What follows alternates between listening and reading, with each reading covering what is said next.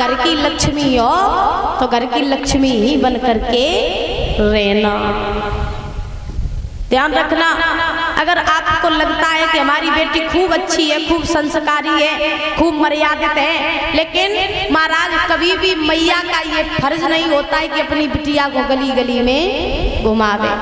लड़की कितनी भी सभ्य हो, लड़की कितनी भी सुशील हो, लेकिन महाराज कभी भी लड़की को गली गली घुमाना नहीं चाहिए। ध्यान रखना मेरी बात को। इधर महाराज जब हिमांचल के घर में कन्या का जन्म हुआ, हिमांचल ने बड़ी खुशी मनाई, मेरे घर में एक पुत्री ने जन्म लिया, बड़ी खुशी मनाई। उनकी खुशी का महाराज कोई ठिकाना नहीं रहा। इधर श्री सुखदेव जी समझा रहे हैं राजन परीक्षित, धीरे धीरे वो कन्या बड़ी हुई। जब धीरे धीरे वही कन्या बड़ी हुई तो परीक्षित महाराज एक बार देव ऋषि नारद का आना हुआ हिमांचल के घर पर। जैसे ही देव ऋषि नारद हिमांचल के घर पर आए तो आने के बाद में हिमांचल ने बड़ा सम्मान किया नारद जी का, और सम्मान के साथ में एक सुंदर से आसन पर बैठा लिया, और सुंदर से आसन पर बैठा करके महाराज हिमांचल ने नारद जी से कहा, बाबा आज आप बड़े ही शुभ समय पर आए। नारद बोले क्यों, आज हम शुभ समय पर क्यों आए? तो हिमांचल बोले कि शुभ समय पर आप इसलिए आए क्योंकि कुछ दिन पहले मेरे घर में एक कन्या ने जन्म लिया है। तो आप ऐसा करिए कि उस कन्या की हस्तरेखा देख के हमें ये बता दीजिए कि मेरी बेटी के आचार विचार कैसे रहेंगे और बड़ी होकर के मेरी बेटी क्या करेगी, इसका नामकरण संस्कार कर दीजिए। और हमें ये बता दीजिए कि मेरी बेटी का विवाह किसके साथ में होगा। तो जोत ने वचन कही कि विवाह किसके साथ में होगा। तो नारद बोले हिमांचल बुलाओ अपनी बेटी को। तो उसी समय मैना अपनी गोद में उस कन्या को लेकर के आई। आने के बाद में हिमांचल को नारद जी को जैसे ही वो कन्या दी तो नारद जी ने जैसे ही उस कन्या की हस्तरेखा देखी तो महाराज नारद जी गदगद हो गए। नारद जी कहने लगे, हिमांचल तुम्हारे तो भाग्य खुल गए हैं। अरे तुम्हारी ये जो कन्या है ये कोई साधारण कन्या नहीं है, तुम्हारे घर में तो साक्षात भवानी आई है। और बोले नारद जी, तो नारद बोले गिरिराज और ये कन्या नहीं भवानी है, ये कन्या नहीं भवानी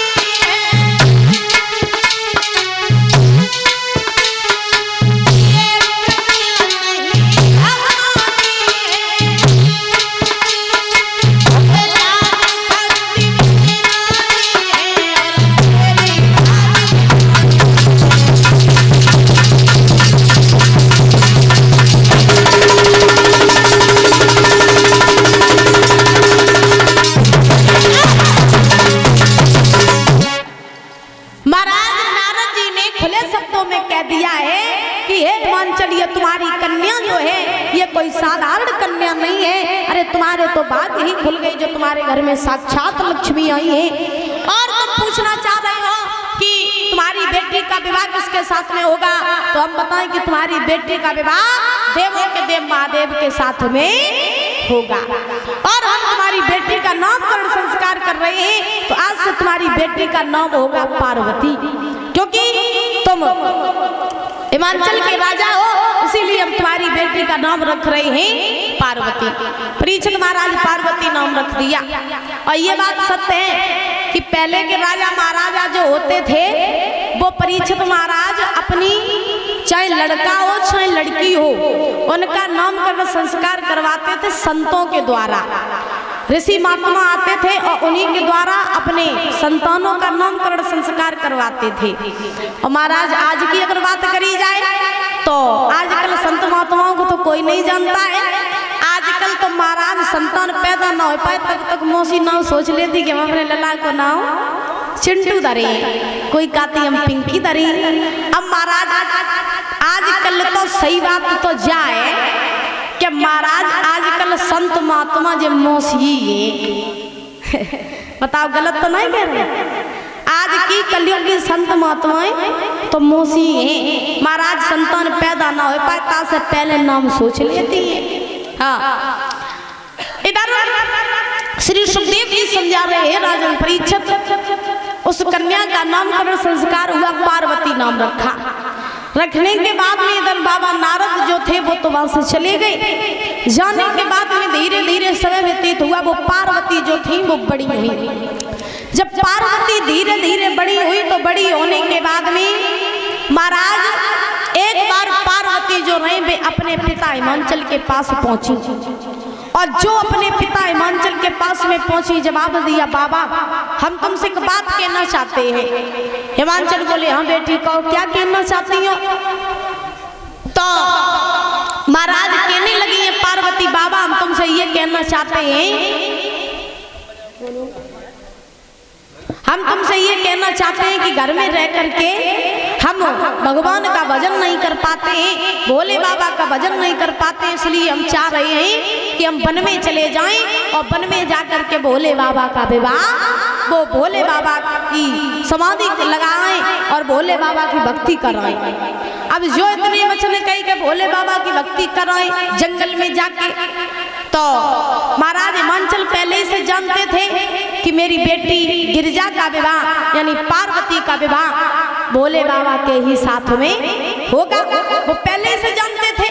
तो हिमांचल ने जवाब दिया, बेटी पार्वती अगर तुम वन में जाना चाहती हो और भोले बाबा की भक्ति करना चाहती हो तो तुम चली जाओ, हम तुम्हें नहीं रोकेंगे, क्योंकि हम भगवान और भक्त के बीच में दीवार नहीं बनना चाहते, तुम चली जाओ।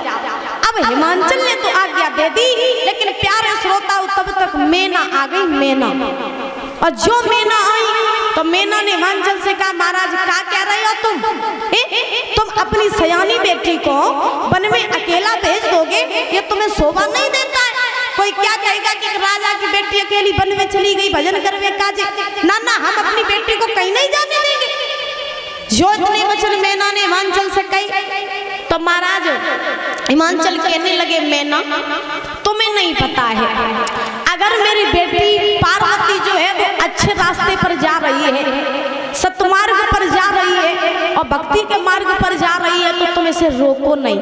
क्यों?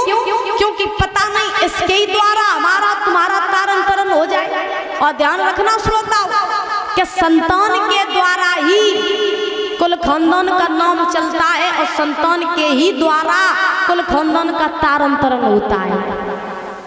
ध्यान रखना मेरी बात को, क्योंकि अगर आपके घर में संतान में चाहे लड़का हो चाहे लड़की हो, अगर एक भी भगवान का भक्त निकल जाए तो महाराज समझ लेना कि मेरे घर का उद्धार निश्चित है। जैसा कि आप लोग जानते हैं कि हिरण्यकश्यप जो था, हिरण्यकश्यप कितना बड़ा